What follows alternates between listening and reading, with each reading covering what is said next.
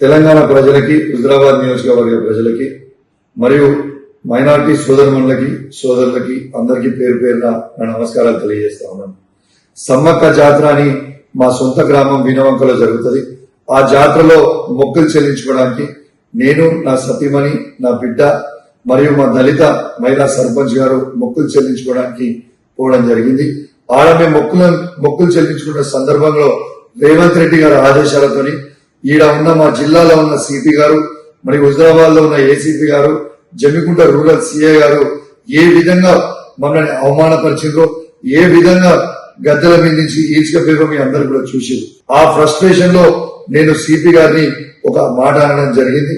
కానీ నేను ఏ కులాన్నో ఏ మతాన్నో కించపరచడానికో నేను అట్లాంటి స్టేట్మెంట్ చేయలేదు. నా ఉద్దేశము అది కాదని కూడా మీ అందరికి కూడా తెలియజేస్తా ఉన్నాను.